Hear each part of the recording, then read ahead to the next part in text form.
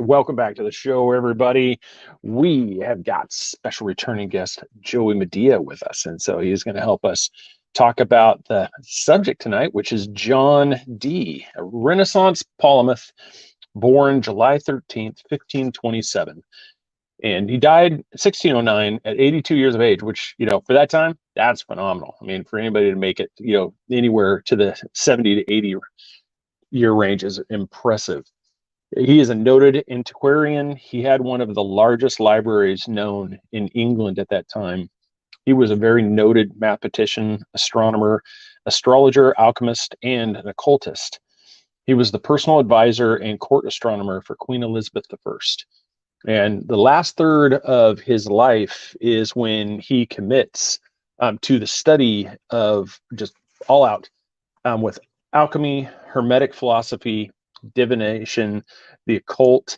He goes just all in, and this is the time when Edward Kelley comes into the picture, and they end up embarking this thing where, and we'll get on to the show, you can go either way, whether you believe it or not, but this is the one where they believe that they've started to commune with an entity that gives them the key to the Enochian language, which is the angelic script. And so this is one of the things that they go through. And so at its, near the end, this is one of the things that they do. And so I said, this is going to be a fantastic show, and we're going to get right to it. And that starts right now. Welcome to the Three Beards podcast. My name's Craig, along with Austin and Chris. Passed to a new generation of Americans born in this century.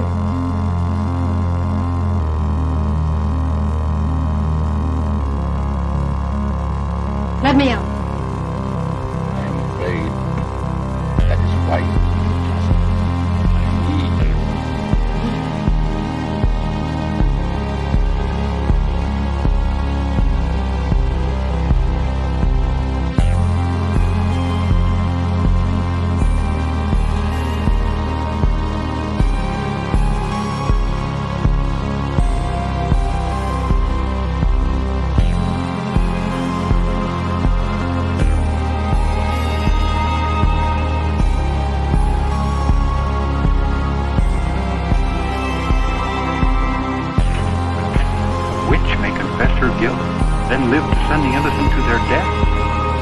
justice and honor in Massachusetts colony?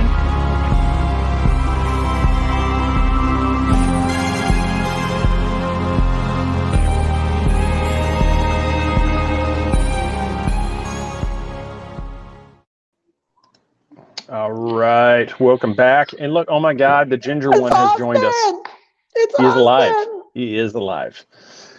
So for all those that were concerned, we did not off him in some backwoods thing and made him skunk ape food, but he is the ginger squatch is back.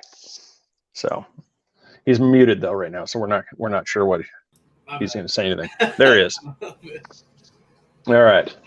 So are we good? Are you alive, sir? Been MIA for so long. If I lose one more fantasy game, probably not.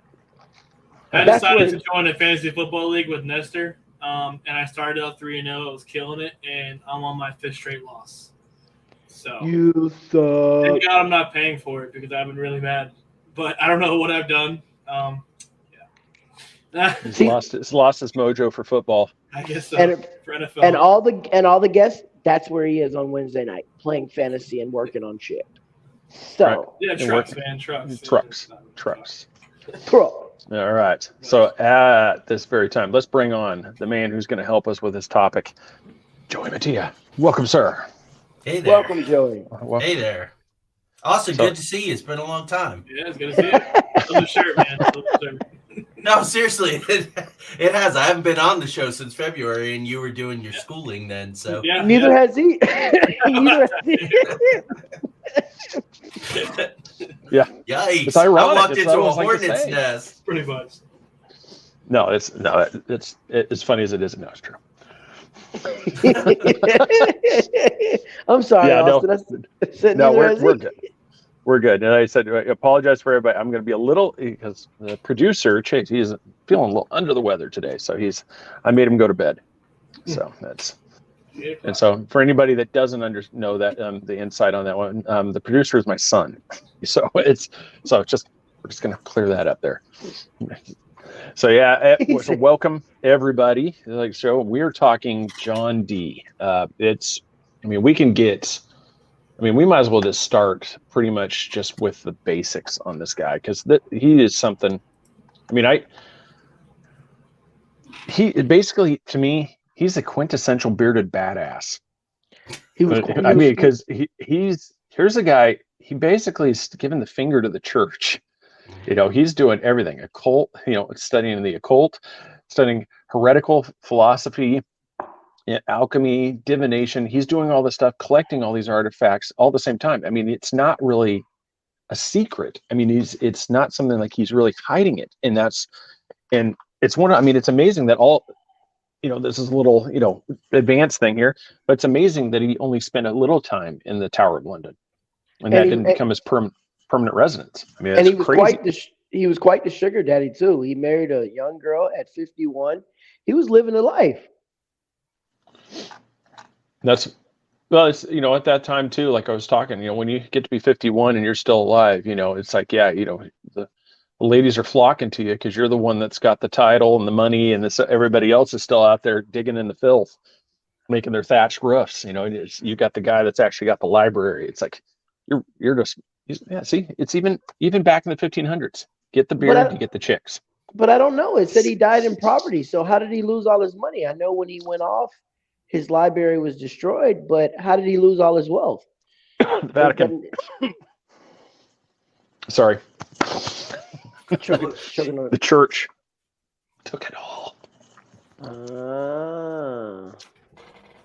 Through their we'll get to that part, but that's basically as he did it. That was what happened. Is he got involved. Eventually, you're going to run afoul of everybody, the church, the royals. You're just everybody's going to the crackdowns. The crackdown was inevitable, at some point, but it was just as one. So we'll kind of like I said, we'll get to the one he was born. He wasn't really born into, from my perspective, maybe you got those. I didn't really like it. He was born into a wealthy family anyway. So this is one where it is because he was born of Welsh descent. I think he was Tower Ward near London is where he was born. And he, just from the onset, he had the signs of brilliance because he went to Cambridge, at the age of 15. And so this is somebody, his abilities, through these things became recognized, and he really took off with mathematics. One of the things for me that was really surprising, and I didn't know this until I did the search, that he was the one that coined the phrase British Empire. And that's, so everybody jump in whenever you got it here, because there's not really an order to this, but he just, as he went through this, so here, like I said, he was born in 1527. So by 1542, late 1540s, he's already been to Cambridge, Trinity College, and he's lecturing at the Euclid in Paris, and he's already abroad teaching and learning. And this is one of those you can start seeing. I think it was Oxford University is when he turned it down. He's like, nah, I don't want it. Yeah. If you could turn down a college in mathematics. Yeah. When you turn down Oxford. Who turns out he's like, I ain't got time for you, Oxford. But Yeah, it's that one. And I'm trying to think, because I think it was the same 1555, I think is when that's when he first starts to enter the court with Queen Elizabeth I, if I'm not mistaken on that time. So that's in these ones where he basically becomes her personal horoscope, reader, the astrologer, which even to me at that time, I think we talked about it in a couple shows before, where it's just, you got this whole thing. They're against this thing, but it's amazing how all of these royal families and leaders of these countries all have their personal occultist, astrologer. They've got their inner circle. I'm trying to. I always get these. Is it Henry VIII in France? Is that who it was that he basically had his own? It was almost like his own occult wing, where it's just they were all but practicing witchcraft there and so that's always been something that's really surprised me. It's kind of do as I say, not as I do. Don't do this, but we're really gonna get into that. And so what have you, like, through there, what did I kind of gloss over, Joey, that you want to kind of delve in a little deeper on in that part? Oh, I think I'll start by saying he's one of these guys like Goethe in Germany a couple hundred years later, a guy like Da Vinci, who was a little bit before him, Roger Bacon, who you and I are going to talk about on Into the Outer Realms tomorrow night. Mm-hmm. There are some of these guys who all occult roads lead through them. And he's really one of those guys. So in 1555, what you were talking about, two interesting things. So in England, you have Mary the First, and or Mary Tudor or Bloody Mary, for the way that the Catholics were slaughtering the Protestants. So in my world, all of the historical education and all I do, especially the time of the pirates, is the Catholics versus the Protestants. Mm-hmm. So there was always this war going on, and the Catholics are more, I won't go into the context, but I was doing a project one time and the word mystic was in the title, and it had all this support until it went into the community. And then they basically ran us out of town on a rail. And I went back to the people who originally supported it. And I said, how did this happen? Like, how did you not warn us? And they were like, we're all Catholics, so the word mystic doesn't mean anything to us. Whereas the Protestants were much more grounded. So you mentioned Henry VIII. Henry VIII's in England. Actually, John Dee got his fellowship at Cambridge at Trinity College when Henry VIII founded it. So he was one of the first guys to come in. So no surprise, really. It's Cambridge versus Oxford. It's like Yale and Harvard. You don't work for one and then work for the other. You're either a Yaley or you're a Harvard guy. But the other thing that was going on in 1555 was actually Henry II in France. And his wife came from a well-known family, the Medicis. And Catherine Medici was basically funding Nostradamus, having him do horoscopes for the kids. This is the same year that Dee is in England. So this is a time in the middle 1500s where occultism is everywhere. Not only did Dee and Kelley take their show on the road to Prague and all these different places that we can talk about, but you have Sir Walter Raleigh, who's also one of Elizabeth's big lights, right? Along with Francis Drake and John Dee. And Raleigh is part of a group called the Atheist Club. And it's all these playwrights who are putting out all of this coded information out into the world. And these are the guys that really lead to the birth of Rosicrucianism. Yes. Which moves forward then. So that's why, just to contextualize a little of what you said, otherwise it was right on the money. But this is a guy who,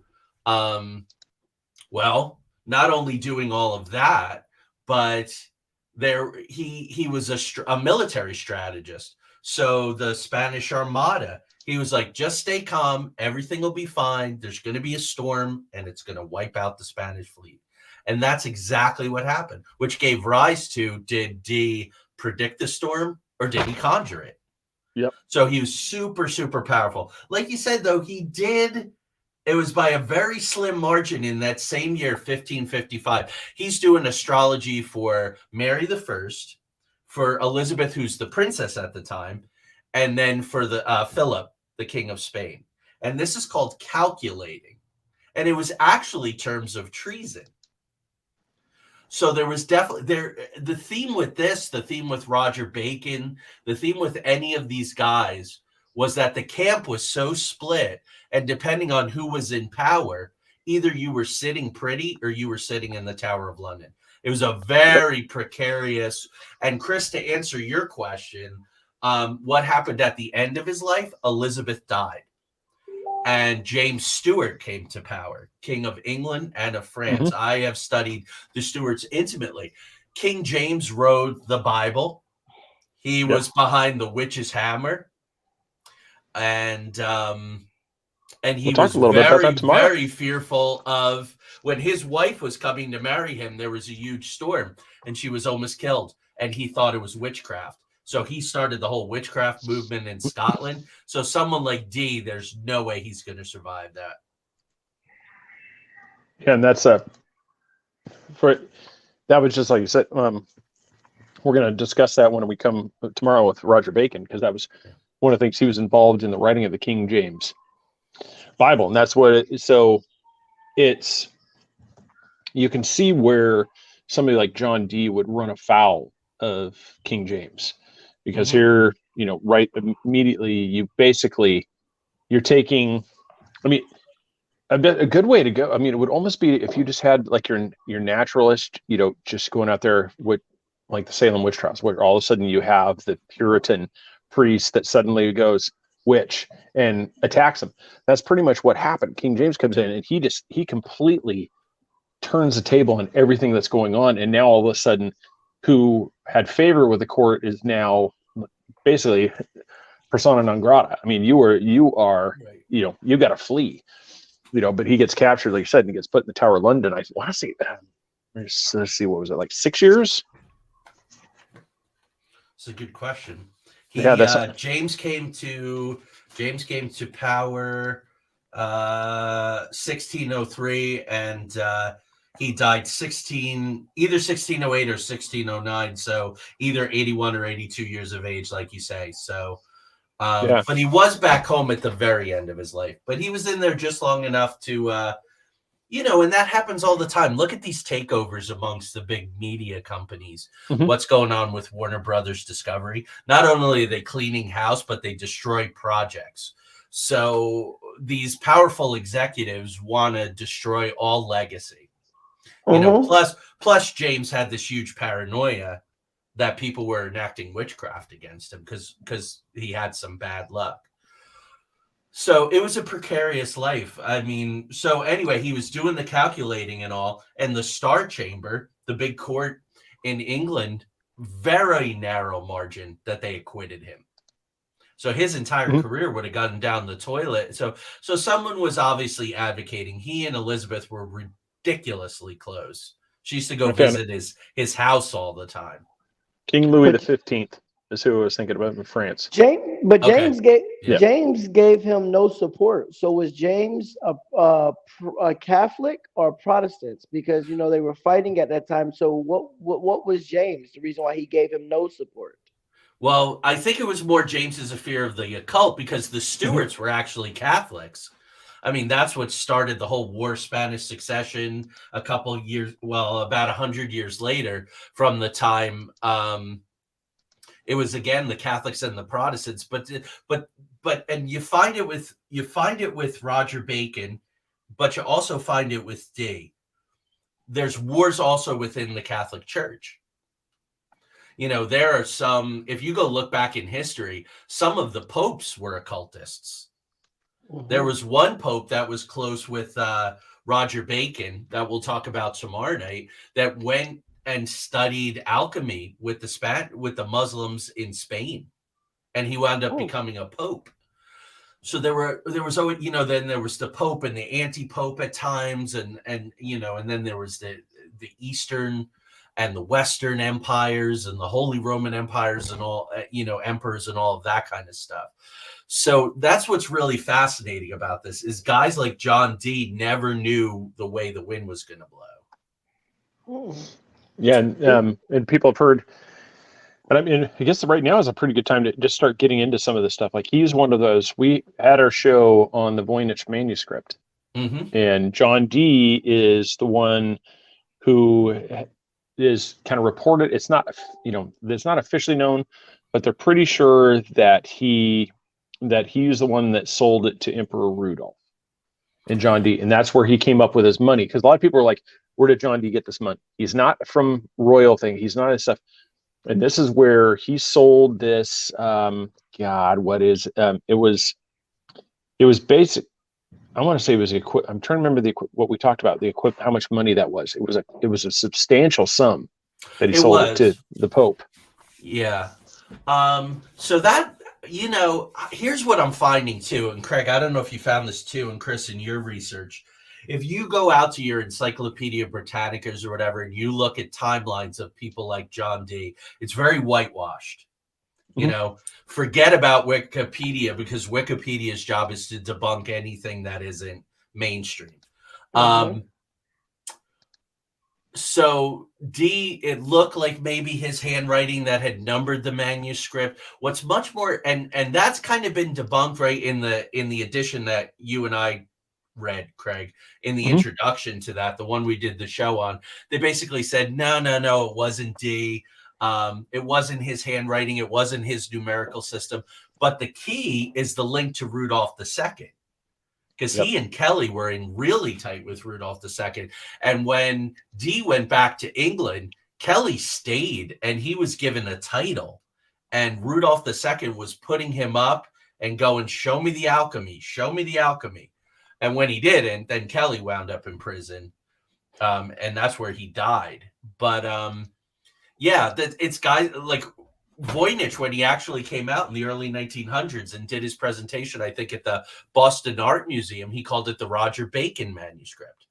So they were desperate. They were desperate to tie this hermetical, alchemical, because it's so of a piece of what they were doing. And Craig, do you remember when we did the Voynich manuscript, there was even a thought that this was a form of Enochian language? Yeah, and that's kind of where I said I was going to get to when we get into the Edward Kelley part, and that was kind of, because this isn't, the Voynich one was not the only manuscript that John Dee had. The same type of thing where it was, the term's failing me, but it's that type where it's not it. I got the thing here. It's, maybe you've got it on the top of your head. It's where it's a type of language that it looks like it phonetically it works. Everything these things. So it doesn't look like a gibberish one. What they call, for anybody, don't get offended, but I said, but like in church, I think it's glossolalia. I think it's where a lot of people refer to that in church, like speaking in tongues, where it has a sound, but it's almost like, in a way, it's almost kind of like pareidoia for language, where it sounds like something, it looks like something, but when people are when they're speaking it, it sounds like it should work, but it literally has no basis in, like, you couldn't write it out. I mean, it doesn't work as a language. But these ones that John Dee and Edward Kelley have, they look, if they're not real, they're right up there with Tolkien, with the Elven script, as brilliant in the fact that you basically created a language that works phonetically. That is, like I said, which is something, it's not easy to do. I mean, that's not just something just every day. Any of us are just going to sit down one day and just like, I came up with my own language. You're like, you did what? Because not only you can speak it, you can write it, you can do all these things. So it works. And that's crazy. I've been practicing my own language for years, Ebonics. I mean, it's just a language. I don't know how smart of a language it is, but I mean, during my research, I came across that the Queen hired him. I mean, it doesn't say a pay rate, but it said that she hired him to be like her magic advisor when they thought plotting against her to try to dethrone her or whatever, like take power with voodoo dolls and so forth and so forth. I wonder, was he well taken care of in the castle at that time, or when he was up there? Well, he had his own place, Mordlake, in London. And that's where he had his. So Craig mentioned his sizable library. He had thousands of volumes. Well, at the time, Cambridge University had 400 and something volumes. So I believe that he was very well taken care of. Plus, he had foreign patrons. Plus, he was in with the finance ministers. Now, this is interesting. Not a lot of people know this. Ian Fleming's James Bond, Agent 007. 007. John Dee was the original 007. Yes, she gave him that O's name. were Eyes, right? That was his code name, Eyes. Whereas Francis Drake, his code name was Water. And then that 7 had some kind of occult meaning. In Kabbalistic, Kabbalistic language. So that's very interesting. She relied on him deeply as a spy. He was like the first really big English spy and was the original 007. That's wild. So I think a lot came with that. But the royals are fickle. And so she stuck with him, and then James came in. But Walter Raleigh got into trouble way before. He was in and out of prison, and that was because he possibly was undermining her. Was almost like a double agent. So no, there isn't anything really about pay and what would it really mean to us now, but the patronages and the fact that she spends so much time at his house. And even in 1555, when the Star Chamber acquitted him, that was interesting. Are these guys chosen? Yeah. It makes you wonder, because there's sometimes, it's just, for all these things to occur, it's just, it seems really weird by chance that you could just have somebody that's just for lack of better terms, no significant, stature in life, to suddenly you're in with so are you one of those people that can just charm your way into anything? Maybe that was part of it, where it was, because I've got a friend, doesn't know anything about yachts, but he ended up emceeing a yacht thing for Paul Allen, in Monaco. Yeah. Has no tie to anything. He doesn't have tie to, he just ended up, he just has this ability to just, charm his way to the thing. People are just like, hell yeah. So so baby John Dee had something like this ability where he knew, it's like what's that old game where the trade up, you start with a paper clip, and before long you end up like a broken down car. So it might have just been one of those. He knew a guy who knew a guy who knew a girl and he worked his way through these circles until all of a sudden it's like, yeah, I'll introduce you to the queen. Well, and then you do some like parlor trick type thing, and next thing you know, you're the official astrologer for the queen. It could be like, and we're sitting here, it's like, how did this happen? That and I think that is the big part of it, but as far as meeting the queen, it was a lot simpler. The Duke of Northumberland was a scientist. He thought Dee was brilliant. He brought him in to tutor his kids, one of which was the Earl of Leicester, who was Robert Dudley, and Robert Dudley made the introduction. But in the larger world scale, absolutely. Like if you think of the Aleister Crowleys, if you think of Madame Blavatsky, right, and the whole theosophy movement and the spiritualist movement, and there are some of these people who are just really good. I'm doing so much reading and research on Adolf Hitler and how he came up and how he mesmerized people. They call it the cult of personality. And I think that a John Dee definitely had the cult of personality. They were conjurers. They worked with spells, What I was found was fascinating is that he was working on remote viewing back in that time. That has been so many years ago that they actually thought about remote viewing, because it's not like you had a donkey or something that could ride and spy. So they had to come up with another way to actually spy on the people. That it was crazy to think that they were actually doing remote viewing back at that time. Yeah, and it's this whole belief in the ether, in the Akashic record. I mean, really, what was Nostradamus doing with a bowl of water, right? Lethocampy, Lithonacampy, I think it's called. Yep. But scrying with a bowl of water, or D had a black obsidian mirror that I've incorporated into a lot of my fiction writing. So really, that's all that is. It's all a form of remote viewing. Any of that sort of divination and horoscoping. And if you're really good at it, you're accessing this timeline where past, present, future is all of a piece. Mm-hmm. There's his black mirror. Yeah, there you go. Got up on the screen, and that's one. It's funny, as I was doing research on this one, I don't know if I encountered some people that are absolutely petrified of even having one in their house. What is that? The black mirror. That's what you use. It's basically, think of like a gazing ball. You know, just you have your crystal ball. You have your. This is another one where you do the same thing. You almost set it up like the seance type that you set up the thing. You set up and you stare at this mirror, and the people that are good at it, it basically ends up being a portal to another world that you're able to. So it's kind of like the water seers, the ones that just take a bowl and they stare into the bowl of water and they're able to start conjuring. That's what you're doing. And this one was a piece of obsidian, I think, that was high polished. Mm-hmm. That was exactly it. So back behind me on the shelf, I have one that Rosemary Ellen Guiley made for me. And it's difficult to use. I don't have great success with it. But they can also be used. Tanya and I had to clear a house from a squatter once because they had their black scrying mirror uncovered in a room, and it was used as a portal. So they're like anything else. You have to be careful with them. You have to keep them cleansed, keep them covered when you don't use them.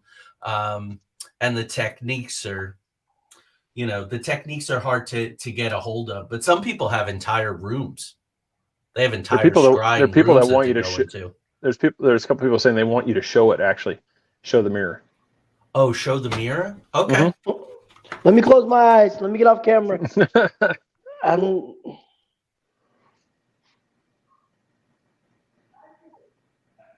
The portal wouldn't be too happy as it's disappeared. Yeah, so that's one of the things. Yep, there it is. He just throws it down. No, I placed it.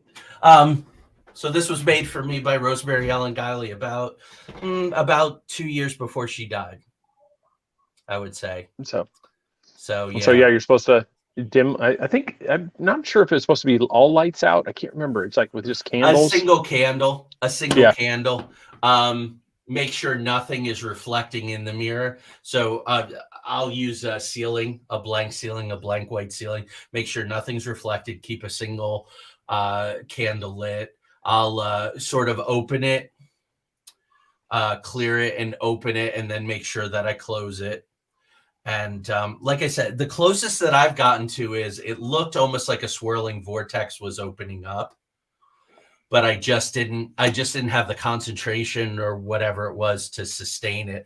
But here it is. And since we're talking about it, and I've talked about it on other shows before, and her husband is okay with me telling this story. When we first started our show, we were downstairs in another room that we've given to our son who's staying with us. And the mirror was there, and I was typing on my computer. And very concentrated, Craig. I have a high level of concentration when I work. Nothing can move me. And something was saying, look up, look up, look up. And I looked up, and across was right where this is on my shelf there. It hasn't changed, even though the shelf changed location, is all of Rosemary's books.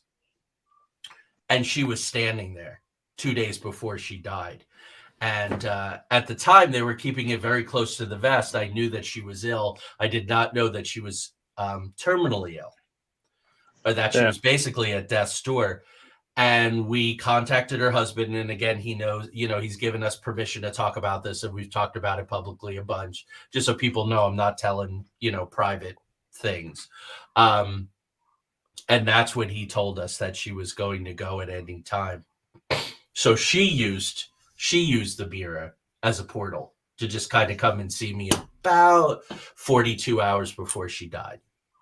Wow. And she was just standing there. I mean, translucent, transparent, not full bodied, but she was standing there. And she was there in her favorite jacket that's the picture behind me. She's looking back at the camera. That's something she autographed when I first met her in her absolutely favorite jacket. She looks like a rock star. That's exactly how she looked. And that's when we found out. And 2 days later, she was gone. So, so these mirrors can be, they can be powerful. These divination tools, the bowl of water, that Nostradamus used. Mm-hmm. This one, like I said, while we're talking about some of his stuff too, is he also came up with his own glyph, which yes. And so this is one. So this one he designed this himself, and then he came up with, and it was one of those things that was really cool. It's not something like he created it and then nobody knows what it's about. He actually wrote about it. It's known as the hieroglyphic monad, or it's Monas hieroglyphica, is what it is. And this is a book that he published in 1564. And this one talks about. I'm looking here to make sure that I get it right, because I had this written down about what the significance of each glyph. Do you have that handy? I know the overall meaning was the mystical unity of all creation. Yeah, it's like it was the eyes of the mind, for the vulgar eye, we'll here find fault and most distrustful. It's it. And so he basically, he really was, like I said, he went all in when it came to the occult, like I said, and this is, I was going to get with it, I didn't really want to spoil it, but I wanted to ask you this, because you're going to see this. Anybody that does research on Edward Kelley and the part that we're coming up on, this is one of those things where it comes in where there's the camp that thinks he's a fraud, and there's the camp that says he's legit. And so through your research with you, I said, what are your guys' takes on it? Just promise me we're going to go back to the Monas hieroglyphica at some point. No, we can continue that, but because it's a much bigger, yeah. So we're just going to go this, and then we'll go back to Monas, and then we'll come back to it. So I think that guys like Edward Bull Layton, some of the guys that you and I have talked about who were the mystics around the Nazis, Aleister Crowley, if you have some natural gifts for communication, right? There are a lot of mediums that self-medicate. We'll just put that right out there. It's very difficult to walk with a foot in each world. And look at Rasputin, right? Yep. Rasputin could stop the prince's bleeding. Was that just through simple calming voice that slowed his heart rate? There slowed the blood flow. Therefore, because he was a hemophiliac, the prince. That's how he got his foot in the door. So with Edward Kelley, I'll say this. John Dee had been trying for over a decade to contact angels. And he hired at least one other guy. They were scrying. They were trying all other things. Edward Kelley comes to his house under a false name, because a lot of these guys have double identities, right? Oh, yeah. Edward Talbot. And he's introduced to Dee through a mutual friend, and he says, maybe this guy can help you. And whatever audition he did, it convinced Dee. And they started this long-time partnership and supposedly got the Enochian language. One of the guys who was the editor of the Voynich manuscript edition we have, Stephen Skinner, he put out a book of the Enochian calls and the Enochian language, the complete Enochian dictionary. He put it out with another guy, I think in the early 1990s. So it was a lot of material. Apparently there are 19 calls. And when you get to the 19th call to the angels, then it opens up the 30 ethers. And the 30 ethers are like layers of an onion. And you start and you descend further and further and further. And in each one, there are 4 angels that you could commune with, which give you this cumulative knowledge. You want to guess who the only guy was that they say who managed to use all 19 calls and open up all of the ethers? I'm going to guess Aleister Crowley. Yeah, you're absolutely right. Super complicated guy, right?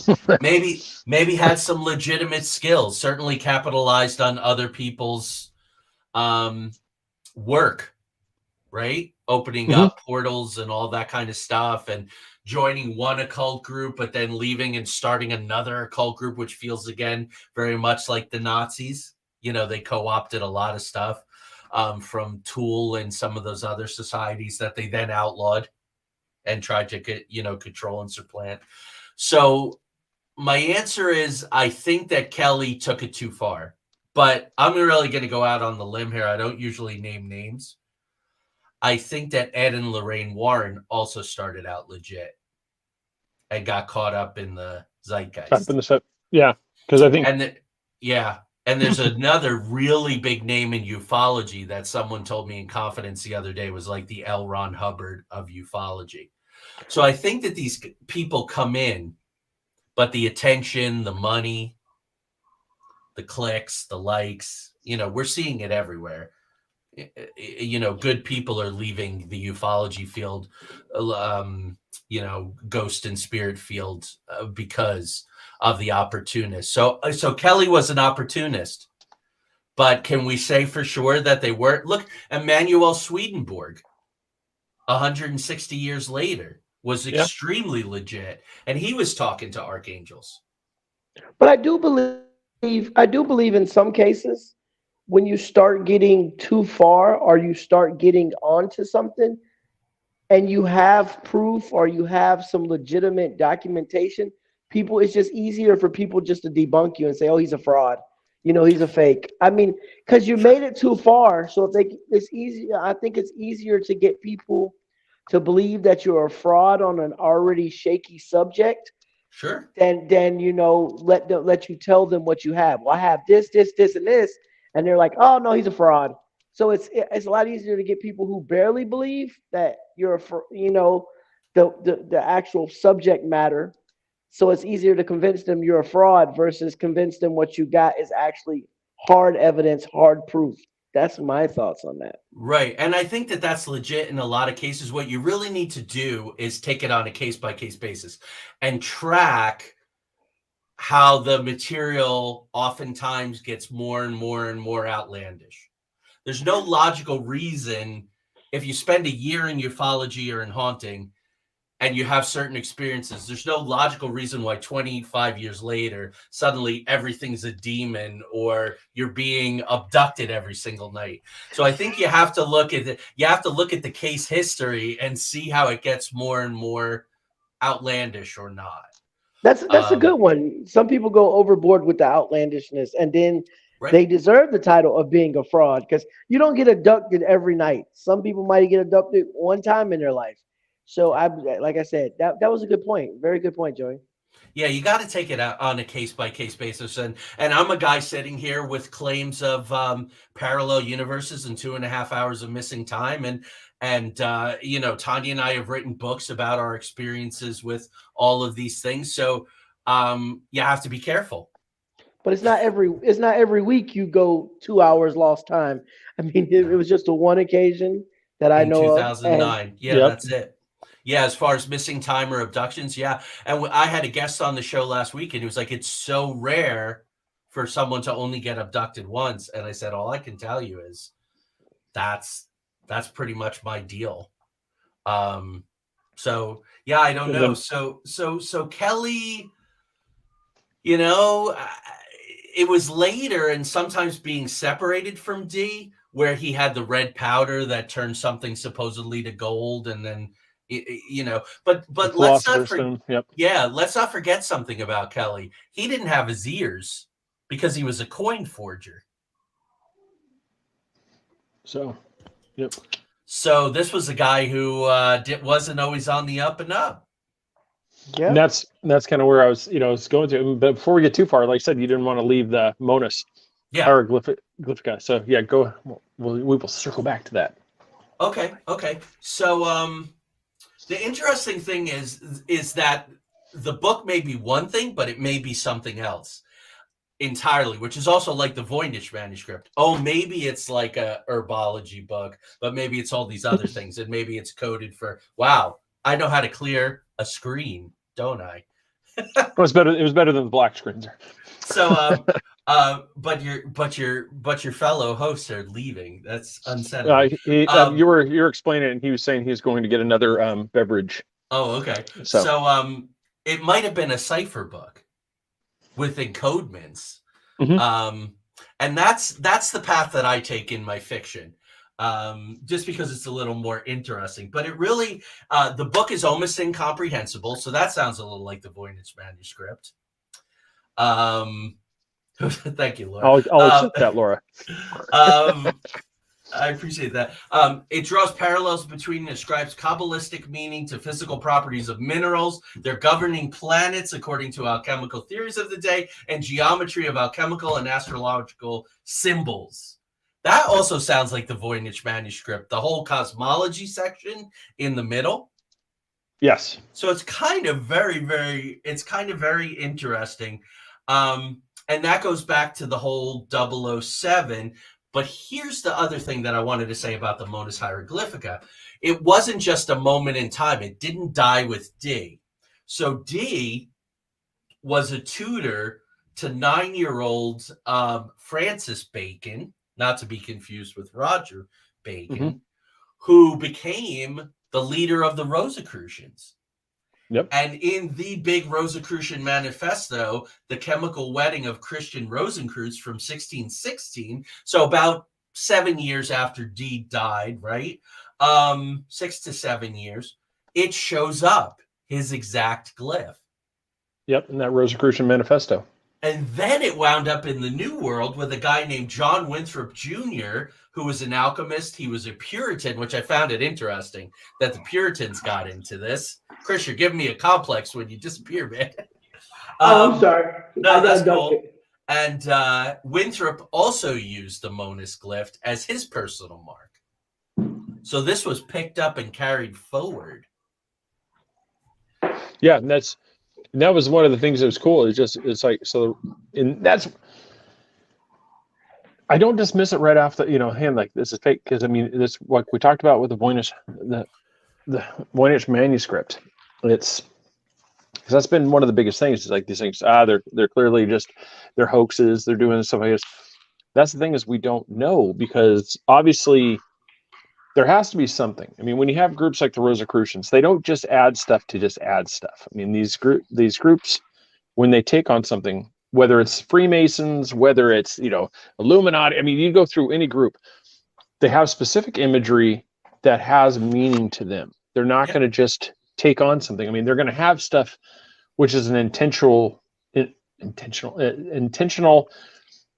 like the magician's hand. Watch this, focus over here. But there's still a meaning to it. I mean, it's like when you go into the Freemasons, the black and white checkered floor. It's it's noticeable. You notice this thing. You may not know what it's about, but if somebody says, "No, we just thought it was cool one day when we decided to put the tiles down to just make sure it was black and white checkered," it just kind of looked cool. No, there's a specific meaning to it. They didn't just decide, yeah, a couple pillars look pretty cool, but what if we added more? Right. So when we did our Knights Templar show on Sinister Mysteries, we talked about the sigil of Abraxas. Mm-hmm. And I can only tell you guys this. There's a man who's mentored me for a really long time. He's a direct lineage in teachers of the I Ching, going all the way back to the original I Ching. Plus, he's a Toltec shaman. He's written about 15 books, and his most recent book was about sigils and creating your own personal sigils. And in a very serious way going, look, these glyphs and sigils have power. And and I think that's absolutely it. And really anything, I think you can draw anything. And if you focus on it and you ascribe power to it, it will have power for you, right? I'm reading Norman Vincent Peale's Power of Positive Thinking now to prepare for a show in the future. And It's all about that power of the mind and having something to focus, whether it's a single candle flame that you focus on, whether it's a glyph or a symbol. There you go. Is there innate power? Craig, look at that. 1, 2, 3, 4 over from the left on the top row. Kind of looks a little bit like there's actually 3 Enochian symbols that look like the 7 in the 007. Well, and there's also, because see, like that one right there. That one especially. The one of the reasons I brought this up, because Abaracus, this, if you notice, there's one of the symbols. Yep. There's the other symbol. Yeah. So you have these two, and then there's the other one, which was a single tick, which could easily be this one. Yeah.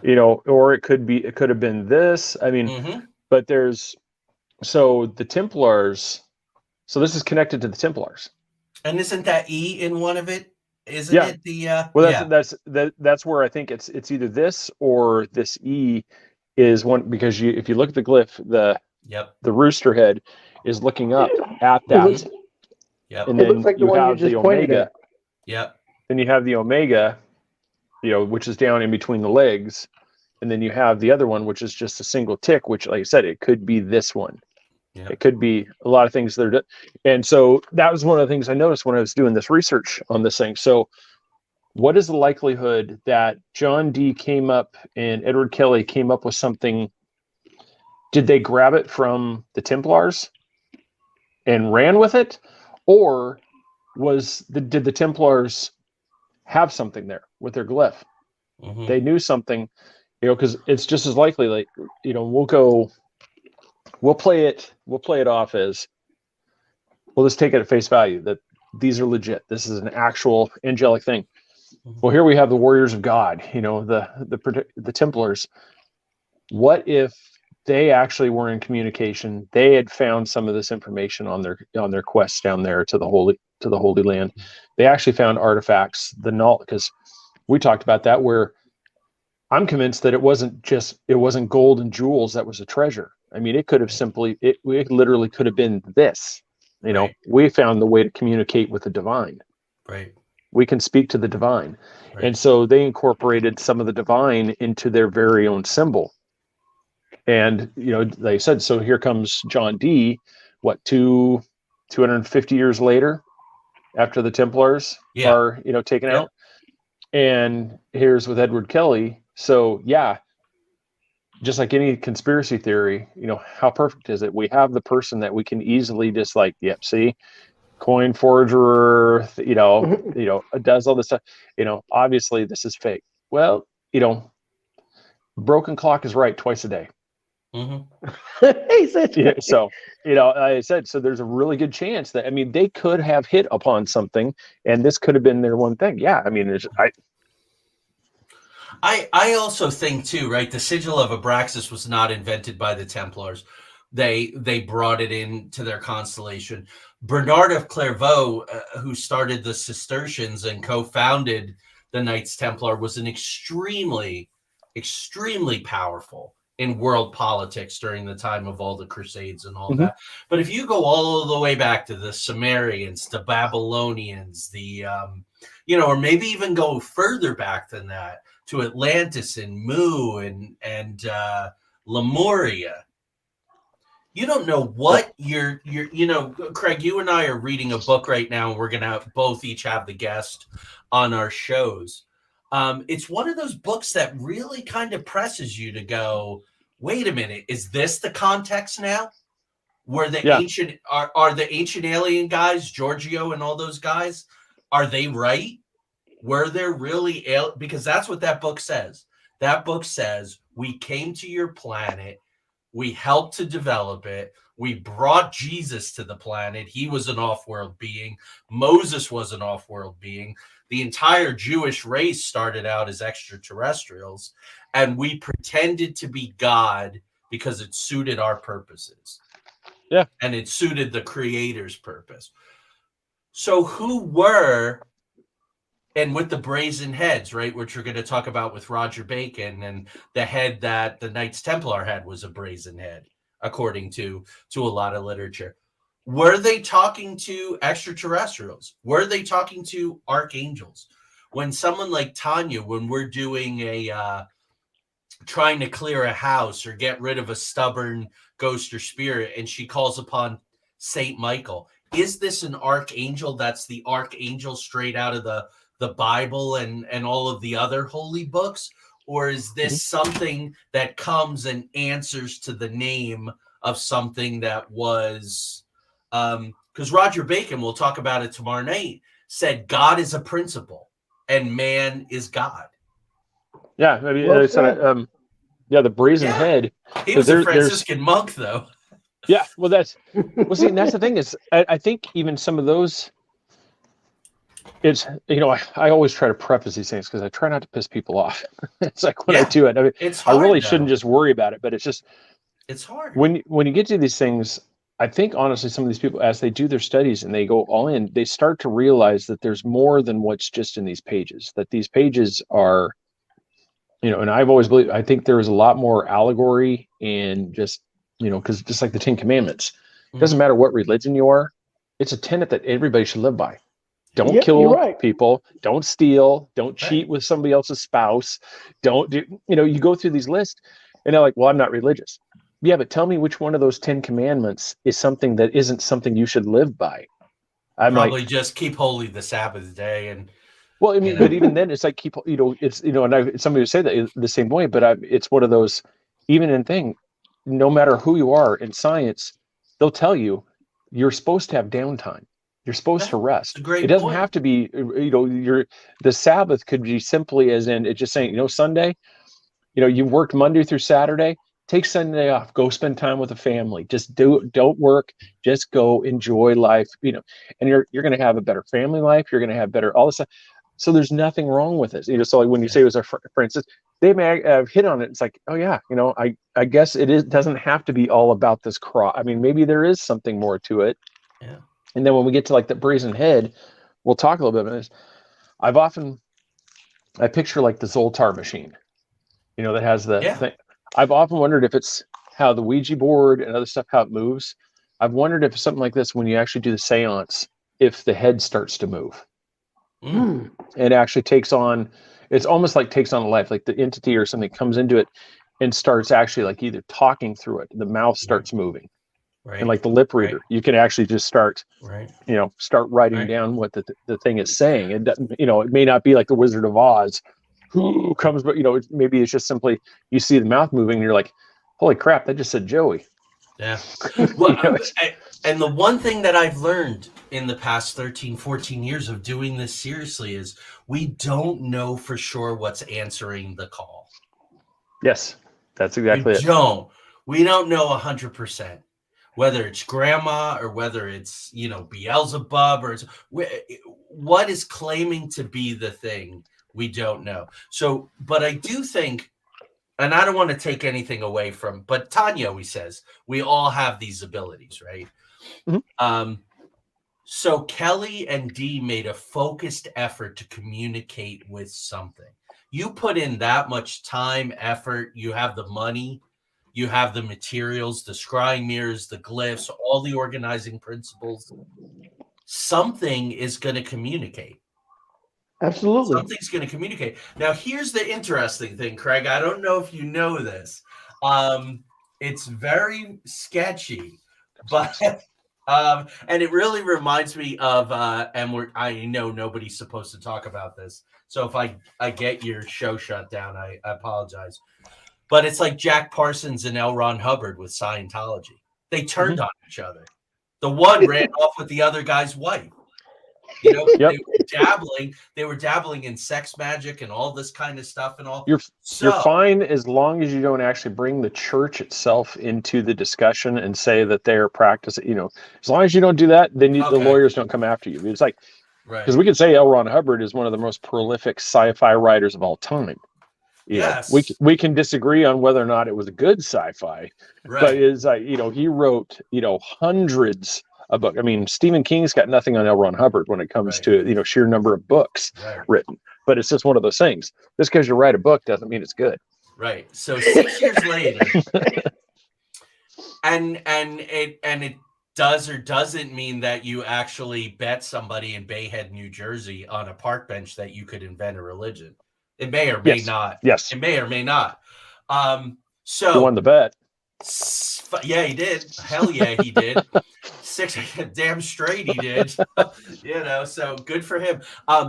6 or 7 years after Kelley and Dee meet, after they've traveled the world, ingratiated themselves with all these different people, Kelley comes to Dee. They're in Prague, okay? And he says, look, I was talking to the Archangel Uriel, and he says we need to share everything, including our wives. Huh. Ooh. So Dee says, that doesn't speak of cult. I don't know about this. So Dee talks to his wife, who's the young lady you were talking about. Of course, right, of course it is. And she goes, all right, well, if the Uriel, the Archangel, said that I have to sleep with this guy. Oh, God, well, they had something going on 9 months later, 9 months later, a boy, Theodorus, is born. And when that baby is born, Kelley and Dee split and never talk to each other again. That's like your favorite guy in Winterguard. Oh my God, that sounds like a cult. What? Oh no, I always joke about it. It's like there's this picture on this thing, and it's one of those. Every time I see it, I'm like, okay, that's the guy that tells you right now, in order to find the Savior, I must sleep with all your wives. Oh, right on. Yeah, if I don't sleep with your wives, you are never going to find the holy. And I was like, it's one of those. I see it. I'm just like, as soon as you said that, I'm like, dude, that does not sound like a cult at all. Every time he passed by, there's like a dark, gloomy building, and it says "We are a church" and a bunch of little statues out. And Craig's like, "Yeah, that's the code." And you see the guy, and you're like, "Yeah, let me sleep with you." You get the head. Yeah, you want to find salvation, and that's why I say, yeah, we got to commune with it. I mean, who doesn't think, when you're sitting there daydreaming, it's like, man, all I have to do is just come say, it's like the angel of the Lord came to me and said, I must sleep with you in order for us to find salvation. It's like, I mean, it's one of those, how does this work? I mean, apparently some guys figured it out, but I don't know how this works. Yeah, I mean, it's a pat, right? You got the Nexium dude, right? And then they all had to be branded. You got Rasputin, like the only way to God is through my... You got the David Koreshes, you got the Charles Mansons. Like, yeah, no, we're decent dudes. We'll never figure that out. But so that kind of spoils the whole thing. That's weird that you said that about the church with the little statues. I'll tell you a weird thing. Our daughter Jolie, a lot of people know, very powerful psychic medium almost from the time she was born. Well, I'm driving back from teaching a class, and we're on this road. She's maybe 4 years old. 5 tops. She's in the back seat in the car seat, and we pass this church. We make a left-hand turn, and the church is on the right. And she goes, "Daddy, that's the place where they sell postcards and torture the women in the basement." Wow. Really? I don't know what the hell was going on in that building. I never investigated it, but that's a damn odd thing for a 5-year-old to say, right? That sure seems like something to go back to that building and just, figure this out. I wasn't doing this back then. And, but I was shocked. I went home. I said, you'll never guess what Jolie said about that church on the corner of blah, blah, blah, and blah, blah, blah. That's where they sell postcards and torture the women in the basement. So a lot of shady stuff going on. Yeah. Well, and it was she funny called you said Uriel. Because when I was in my notes, I said I came up with the name, I think it was Madimi. Oh. Madimi, is where I'd had. So I had come up with that stuff. So, I mean, it was interesting, but it was the same. I was looking at they had the same thing. I didn't get, I never got to that part. I just showed that they ordered them to share everything they had, but I apparently stopped reading at the point where it was said, including the wives. I didn't get to that part because that would have gone right into the notes. Oh my God. And 9 months later, she had a son and they parted company. So I have in my notes, do the math. One more important thing I forgot to bring up during my research. Did you hear that in the research of these, did you hear that they said that the pneumatic mathematic could be a closer way to get to a higher entity like God or something? Like math connects you with the spirit. I've been praying the numbers forever, Lord. I mean, I need you to help me out here. If this is the way to you, help me out here with the numbers. He's not talking lottery numbers. We're talking mathematics. Yeah. Yeah, that's a little different. Yes, it's numerical things, but we're talking mathematics, not lottery numbers. I get that, but they said the numbers help you get closer to the spirit. So if maybe the spirit will show me the numbers. That's what I mean. You know what? Like the God ratio and stuff. There is some kind of universal law that you cannot use divination to get lottery numbers. It doesn't work. Even the remote viewers at SRI were trying it. Now they were able to make a ton of money in the stock market. So the stock market is a legitimate play. But something about lottery numbers, there's some kind of weird universal law where it just doesn't work. But Chris, what you're talking about, mathematics, right, is the music, and music is mathematics. Music is the math of the universe, but there's gematria, right, which is numbers. There's a terrific book by a guy named Fiddler, Don Fiddler, I believe his name is. It's called Jesus Christ, Son, S-U-N, of God. And it basically, everything in the Bible is broken down into these number codes that stand for things. And then when you think about the 108 beads in the mala, and you look at Lost, and they use the numbers that added up to 108. There's seven arts and sciences. Yeah, 7 is a very mystical number, so it's not surprising that D was 007. So that converts back to the 007. You know. Yeah, and sacred geometry, so proportions. And everything from pi to the Fibonacci number and sequence. And when you say that, I was just bringing it up. There you go. That's not a baby picture, Fred. Good job. 13. And it's maybe that's. Yeah. And then if you scroll, I think if you scroll down on this one, I think it also has the other part of it too. So Powerball 8 for the night, 76, 47, 29, and 18. Powerball numbers for tonight. There you go. Yeah, so this is one. It's the same thing like in the Nautilus shells. Just everything contains this perfect spiral, and that's why that's where mathematics, and that's one of the things like John Dee, who was really a firm believer like through mathematics, and that's where a lot of people these mathematics is a universal across the board. It doesn't matter if you're from Zeta Reticula. Mathematics don't change. These are something, this will always be 2. That doesn't matter, where you're at. I have 2. Like I said, there's nothing. There's at no point will this ever be 17. It's like I said, it's always, and that's where the things. It's just like the universal. It's like no matter if you go to, a tribe that's never seen a white person before, and you go to them and you hold up, like that, they're gonna be like, they know exactly what 2 is. But you could make 17 out of this 2 though. If you cut it 17 times, you'd get 17. Yeah, but you'd have 17. Yeah, that's they don't change. It's like I said, and that's where it always connects, and that's one of those. But that's fractions and ratios and all that too. It's still contained in the whole. The original 2 is just all the little pieces, and then you're getting into fractals and all of that. I would say that the percentage, whatever it is, of legitimate crop circles is something we should do at some point, Craig. It's fascinating. And there are criteria for legitimate crop circles, the behavior of certain there are certain elements of legitimate ones. But I think that those designs, what are they? They're universal glyphs.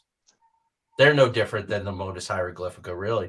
But they're also based on mathematical principles. So I think encoding the sacred mathematics into the glyphs helps to give them power, which is, Chris, I think that's what you were saying. Yeah, that's what I was hinting at, alluding to. Sort of.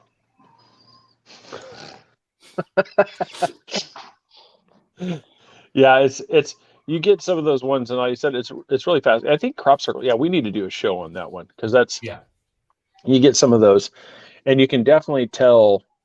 When you see these, they are not done by some farmer that just went out with a little board overnight and just decided to do these little designs because they're too intricate, and when they show up, they're just like, I still think that video is fake, but I still want to believe it. The one where you see the little orb fly out there, and then all of a sudden you see all of a sudden the crop circle appears. Do I think this, would that be cool? Yes. But when you see some of those, I mean, the patterns are they're phenomenal. Right. And the patterns within the patterns, they're oftentimes magnetized, and within the wheat, the water is evaporated, almost as if they've been microwaved. Yep. So they're not snapped. The way they're laid down, they're not snapped. So it speaks to frequency, vibration, and it's done in that way. Craig, how much time do we have? Because I want to contextualize D a little with the larger circle of occultists. Okay, so real quick, I mentioned Sir Walter Raleigh. So this is all contemporary to D. He was a co-founder of a secret group of Catholic loyalists, right? You have the Catholics and you have the Protestants who were at war within the various churches, and included the playwrights Thomas Kidd and Christopher Marlowe. Marlowe wrote a version of Dr. Faustus. So that brings me back to Goethe. A lot of these polymaths, these geniuses, all focus on this Faust, right? Because what's the encodement in the Faust stories? There's a polymath who's able to access higher intelligences, whether they're light, dark, good, evil, is beside the point. A Jesuit ally of them calls them the school of atheism, but these guys weren't atheists. They believe deeply in a higher intelligence and a source in God. And all that. So Raleigh spends time in the Tower of London at the order of Elizabeth because he marries one of her maids of honor, and she either gets jealous or pissed off or it's some kind of breach. So he's in the Tower. But then he went into the Tower again in July 1603. Here's the interesting thing about guys like D and guys like Raleigh. They could save themselves, like when D in 1555 saved himself from the Star Chamber. Raleigh gets put on this big mission to go out into the world of this big trade mission, exploration and all. But when he comes back and he's failed in his mission, he winds up getting beheaded. Marlowe is mysteriously murdered.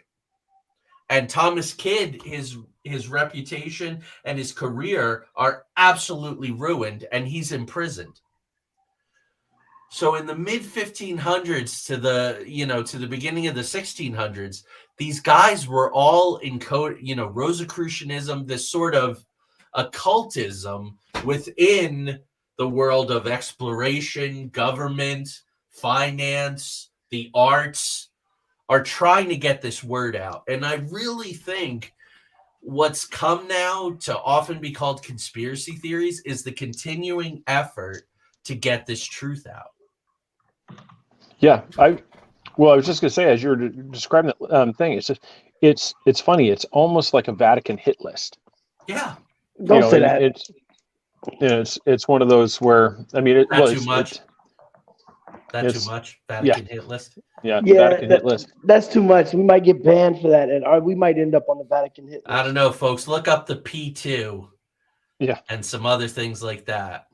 Yeah, it's when you have these things, because it's like you said. I mean, it's at some point coincidence. It has to be thrown out because you're like, okay, this person suddenly dies, this person suddenly dies, this person suddenly dies, and you're like, they're all connected with knowledge that isn't supposed to get out. Yeah. And they were all, these guys aren't kooks on the fringe. They were deeply entrenched in the European royal system, which was all inbred and intermarried anyway. Yeah, I mean, because John, they said we'll get to, with like Roger Bacon, he's one of the ones that's tied to potentially being William Shakespeare. Yeah. And getting these things. So you have these, John Dee is also in some of Shakespeare's work as, I think it's one of the magicians. I think it's Prospero. Thank you. He's Prospero in The Tempest. Yeah. Thank you, Craig. Yeah. And so, like I said, so right there, this shows that there's a connection and, there's a mutual respect and there's all this encoded. Basically, I'm telling you he's this without just saying, ta-da, here, the early non-outing I'm going to let you come out of your own occultist closet. And the second most famous Elizabethan playwright was Ben Jonson. Ben Jonson wrote a play called The Alchemist, which was also based on Dee. What's interesting about The Tempest is that that's supposedly the encoded manuscript that leads to Oak Island and whatever's buried there. I like it, Laura. We'll call it the VAT list. There we go. Yeah, there you go. Yep. Everybody watch Vatican Girl on Netflix and draw your own conclusions about what they're capable of. But anyway, right? And they found the mercury down in the money pit, and that's what Dee went to Mary the First in 1556 and had this plan to preserve old books, manuscripts, and records.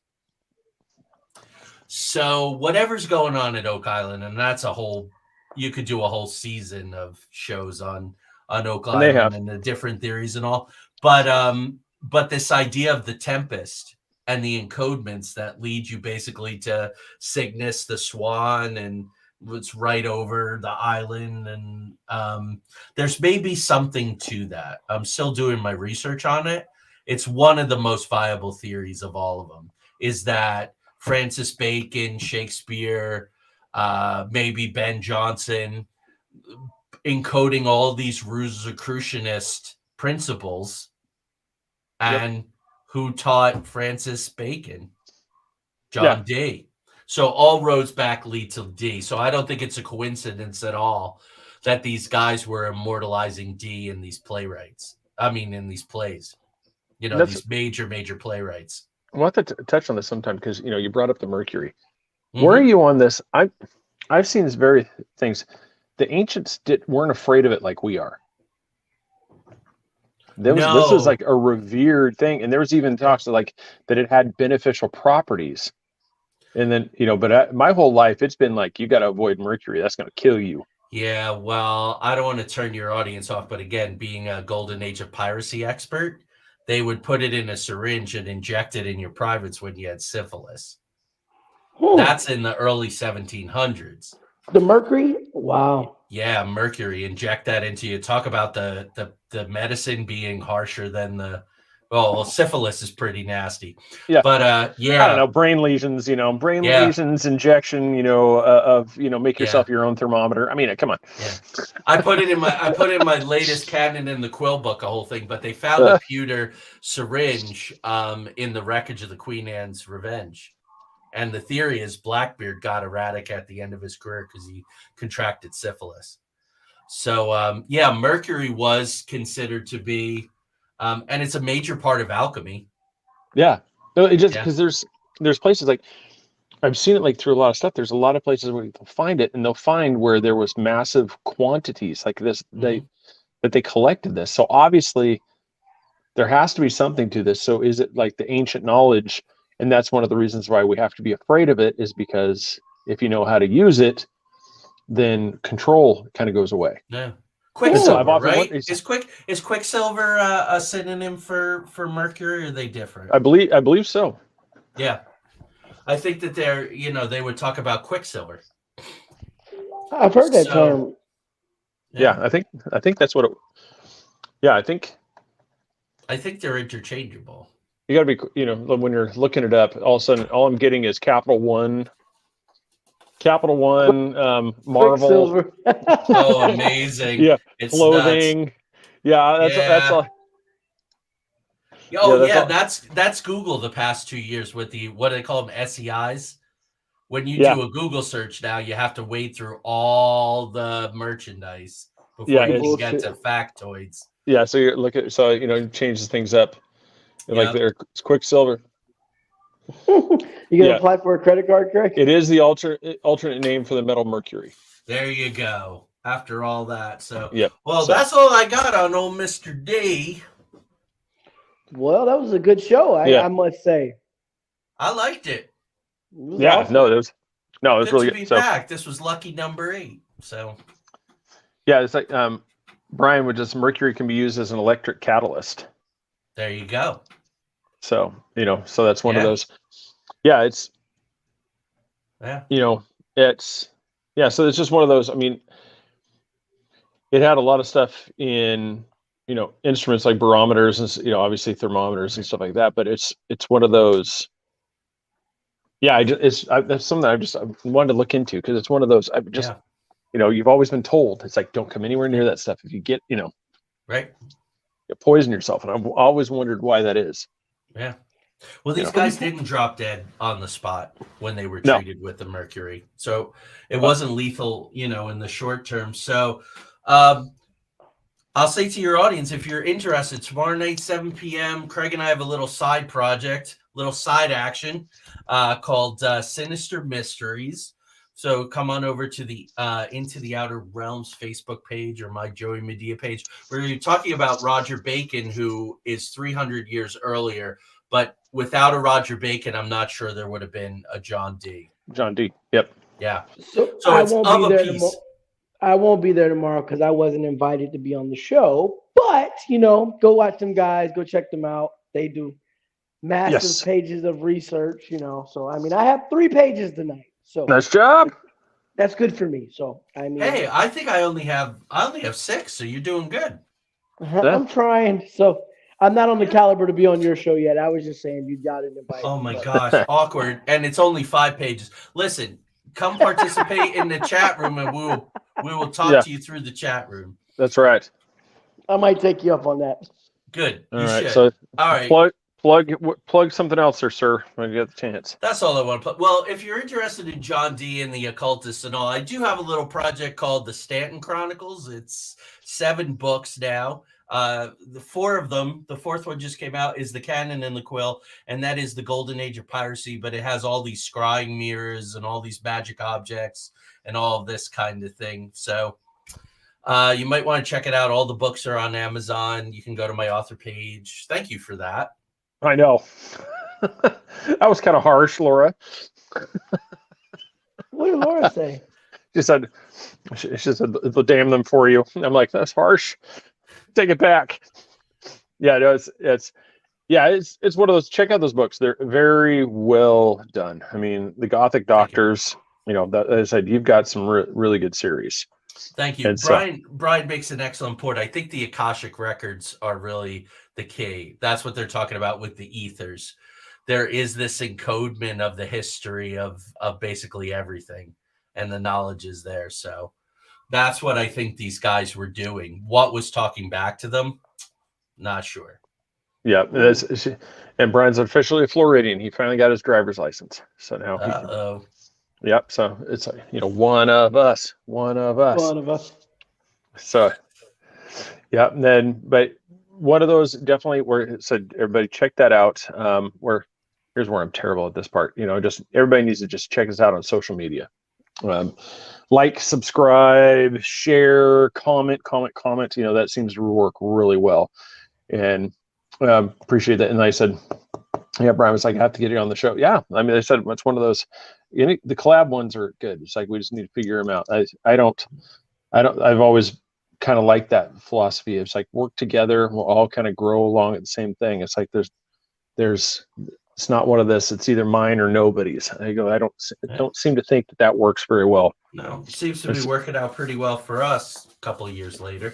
Yeah, I mean, because it's like you said, everything. It's like, yeah, you may not grow as fast like you want to, but I also see a lot of those shows that do that. They seem to go right, and then they seem to have that nice roller coaster. They seem to tank. Yeah, either that or, like I was saying, Chris, the subject matter has to get more and more absurd.